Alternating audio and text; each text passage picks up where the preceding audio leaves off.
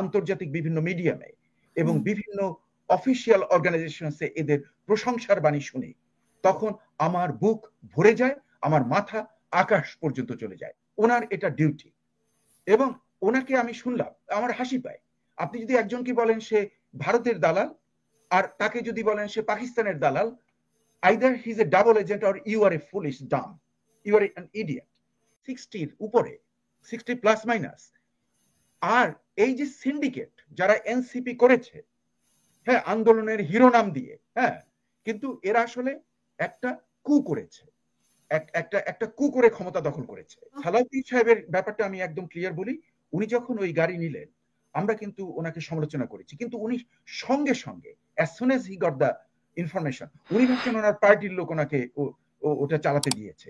তা না, ওনার পার্টির লোক নয়। উনি যখন শুনলেন যেটা ওই ধনী লোকটার আসছে, তখন উনি কিন্তু ওটাকে রিজেক্ট করে দিলেন।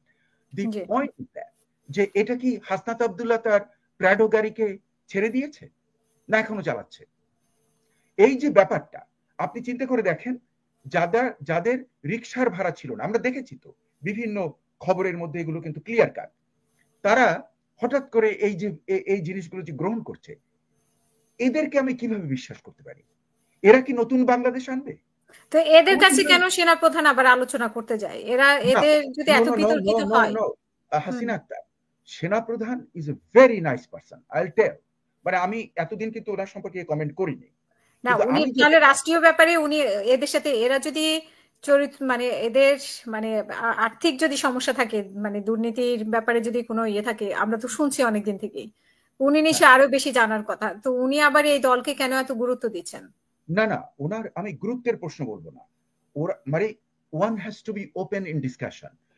যে এই যে দলটা এনসিপি, এই দলটাও কিন্তু একটা স্টেক হোল্ডার। এখন উনি বিশ্বাস করলেন কিভাবে এদেরকে? আমাকে 2 মিনিট সময় দেন, আমি ভূমিকাটা করে নেই আগে। Wakeruzzaman is leading the Bangladesh arm forces, মানে আর্মি। আচ্ছা, এই ভদ্রলোকের বিশাল দায়িত্ব। আমাদের একমাত্র অহংকার, আমি আজকে বলবো যে আমাদের পুরো জাতির একমাত্র অহংকার আমাদের বাংলাদেশ আর্মির বিভিন্ন আর্মি, নেভি এবং অন্যান্য যে বাহিনীগুলো আছে, তারা যারা ইউনাইটেড নেশনসের peacekeepers in Africa and other countries. আমার মাথা উঁচু হয়ে যায় এদের সম্পর্কে আমি যখন আন্তর্জাতিক বিভিন্ন মিডিয়ামে এবং বিভিন্ন অফিসিয়াল অর্গানাইজেশনসে এদের প্রশংসার বাণী শুনি, তখন আমার বুক ভরে যায়, আমার মাথা আকাশ পর্যন্ত চলে যায়। এই বাহিনীর উনি হলেন হেড, এবং ওনার হাতে অনেক দায়িত্ব। যে আন্তর্জাতিক যে আইন কানুনগুলো উনি তো লক্ষ্য করেন, হ্যাঁ, তার বাহিনীর যাতে কোনো ক্ষতি না হয় সেটা তাকে লক্ষ্য করতে হবে, এবং এটাই ওনার একটা ডিউটি। এবং যেহেতু এটা ট্রানজিশন, এটা ক্রান্তিকাল চলছে, ওখানে ওনার সমর্থন ছাড়া, আমি আপনাকে বলি, উনি যদি কালকে বলেন যে আমি ইউনূস গভর্নমেন্টকে ব্যাকআপ করব না, কালকে ইউনূস গভর্নমেন্ট কলাপস করে যাবে। ইট ক্যানট রান। উনি তো ইউনূসকে চাইয়ে নাই, হাসনাতের কথা মতো তো উনি ইউনূসকে না, আসিফের কথা মতো। নো, ওদের কথা যে কতটা সত্য আর অন্যদের আসিফ তো একজন মন্ত্রী পর্যায়ে আছেন।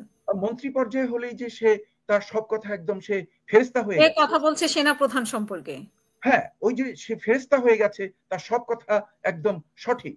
এটা আমার বাংলাদেশের এই রাজনীতিবিদ ধান্দাবাজিতে আছে, হঠাৎ করে চেহারা চেঞ্জ হয়ে গেছে, টাকা পয়সা প্রচুর খাচ্ছে, এদের কথা আমি মনে করব যে এরা ফেরেশতা, এদের সব কথা সত্য। এটা আমি কখনো বিশ্বাস করব না। আচ্ছা, যাই হোক, এখন যে আমি আর্মির চিফের কথা বলছি, যে ওনার একটা বিশাল দায়িত্ব। এই দায়িত্ব উনি পালন করছেন, ওনার বাহিনীর সবাইকে রক্ষা করা ওনার এটা ডিউটি। এবং ওনাকে আমি শুনলাম, আমার হাসি পায়। আপনি যদি একজনকে বলেন সে ভারতের দালাল, আর তাকে যদি বলেন সে পাকিস্তানের দালাল, either he's a double agent or you are a foolish dumb, you are an idiot। এই যে জিনিসটা আমরা বুঝতে পারি না। ওনাকে একবার বলা হলো নাকি জামাতের একজন বিরাট দালাল, কই এখন আবার শুনছি উনি নাকি আওয়ামী লীগের দালাল।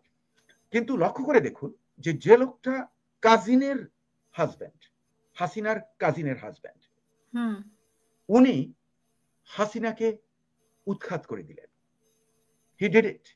উনি যদি এখানে না আসতেন, রক্তগঙ্গা বয়ে যেত, এবং এই আন্দোলনের ওদেরকে তো মানে হারুনের হোটেলে তো পোলাও কোরমা নাকি খাইয়ে ওদেরকে করেছে।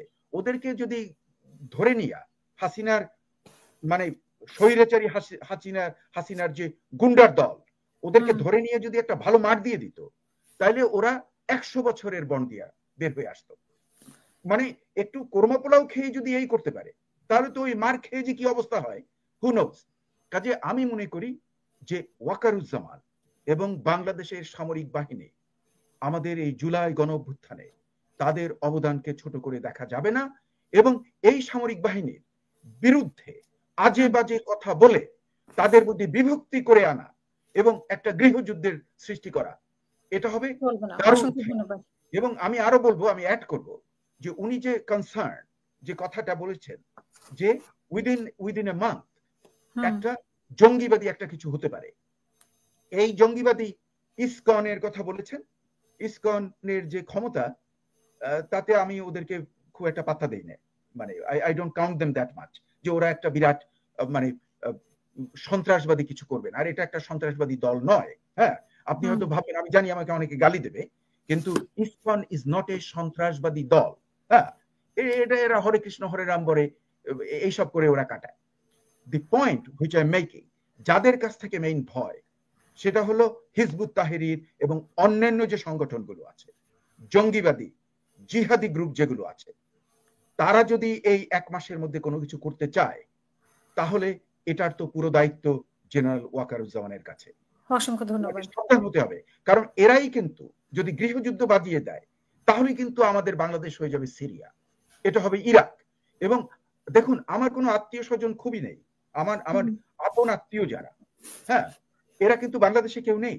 আমার অল্প কয়েকটা বন্ধু বান্ধব আছে, তারাও যুক্তরাষ্ট্রে, most of them England, Canada and অস্ট্রেলিয়াতে। The point I'm making, যে যেখানে আমার জন্ম, যে দেশে, আমার কোনো ব্যক্তিগত স্বার্থ নেই। I tell you, I am not interested about anything. I am doing damn good here in United States of America. I am within very small this country. কাজে আমার ওখানে কোনো স্বার্থ নেই।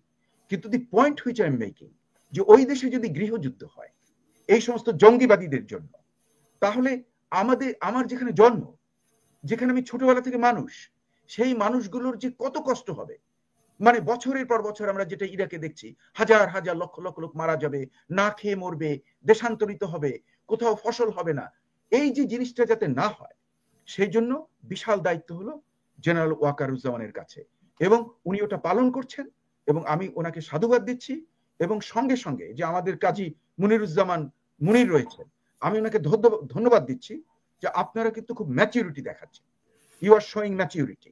আমি কিন্তু বিএনপির কিছু নই, বিএনপির সঙ্গে আমার কোনো সম্পর্ক নেই, কিন্তু আপনারা যারা করছেন, আপনারা যে ম্যাচিউরিটি দেখাচ্ছেন, ভবিষ্যতে যদি আপনারা নির্বাচিত হন, তাহলে আমি মনে করি গিভেন দ্য সার্কামস্ট্যান্সেস, আমাদের অনেক দুঃখ আছে, অনেক কষ্ট আছে, অনেক লিমিটেশনস আছে, কিন্তু আপনারা ভালো কাজ করবেন, এটাই আমরা আশা রাখি।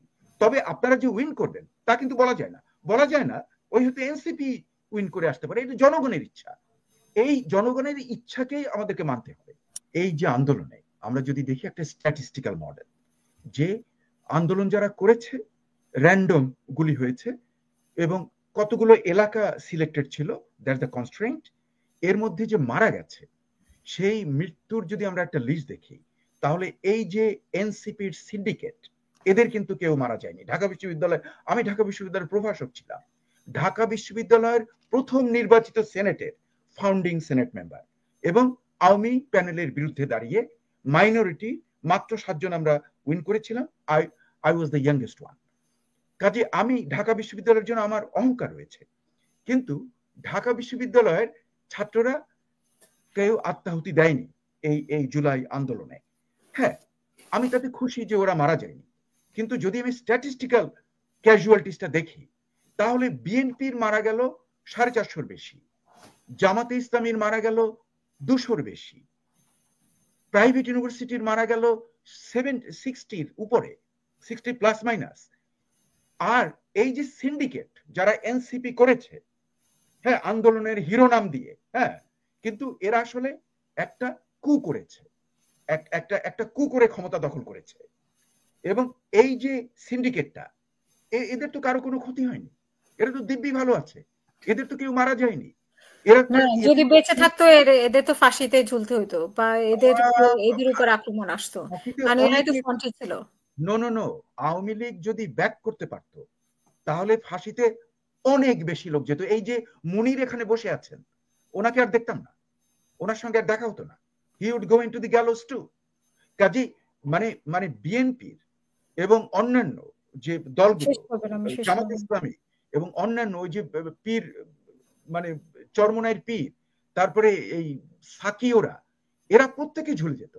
হ্যাঁ, কাজে এরা যারা, এদের তো আমি দেখলাম যে এদের কেউ গুলি খেয়েছে? এই যে এদের যে এনসিপির যারা নেতৃত্বে আছে, টপ নেতৃত্বে, তাদের কেউ কি গুলি খেয়েছে? এমনি গুলি বলছি না, ছররা গুলি খেয়েছে, যেটা ওই যে ইসে মারে আর কি, আপনার মানে কর্নেল সাহেব বলতে পারবেন যে যেগুলো এদের কারো গায়ে স্প্লিন্টার্স আছে? নেই তো।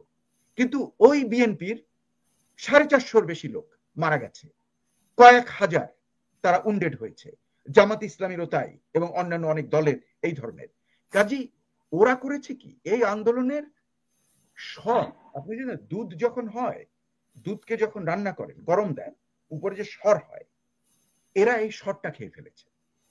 এবং আমি খুবই এনজয় করলাম কাজী ডক্টর মুনিরের, লেফটেন্যান্ট কর্নেল মুস্তাফিজ, আমি দারুণ শ্রদ্ধা করি, ওনার অনুষ্ঠান আমি সবসময় শুনি, কারণ ওনার কাছ থেকে আমি যে কতগুলো ইনফরমেশন পাই সেটা কিন্তু খুব রেয়ার, পাওয়া যায় না। আর উনি সামরিক বাহিনীর লোক, ওনার মতের সঙ্গে আমার অনেক অমিল আছে, কিন্তু আমার যে শ্রদ্ধা তার প্রতি একদম, কারণ he is an honest man. আমি জানি উনি যে যুক্তরাষ্ট্রে এখানে আছেন, উনি ধান্দাবাজ নন। হ্যাঁ, তাহলে কিন্তু উনার পরিস্থিতি এখানে আমরা অন্যরকম দেখতাম। হ্যাঁ, কাজে আমি কিন্তু মোটামুটি খোঁজ খবর রাখি, এই জন্য আমার শ্রদ্ধা অনেক গভীর। আপনাদের মতো অনেস্ট লোকজন যদি বাংলাদেশে থাকতে পারতো, হ্যাঁ, এবং বাংলাদেশের রাজনীতিতে আপনারা অংশগ্রহণ করতে পারতেন, তাহলে কিন্তু আমাদের দেশের চেহারা অন্যরকম হয়ে যেত। যাই হোক, আজকের আমার অনুষ্ঠান ভালো লাগলো হাসিনা আক্তার। আমরা কিন্তু উই এগ্রি টু ডিসএগ্রি। এই যে আমাদের যেটা মানে যে একটা সেইন, একটা সফিস্টিকেটেড ডিসকাশনের যে একটা এরিনা আপনি তৈরি করেছেন হাসিনা আক্তার, যেখানে আমরা আর্গু করেছি, একজনের বিরুদ্ধে আর একজন বলছি, পক্ষে বলেছি আমরা। ওই আপনার যে যারা কমেন্টসের যে লোকজন আছে, অতি নিম্ন পর্যায়ের কিছু কিছু এত লো লেভেলের যে আমি মনে মনে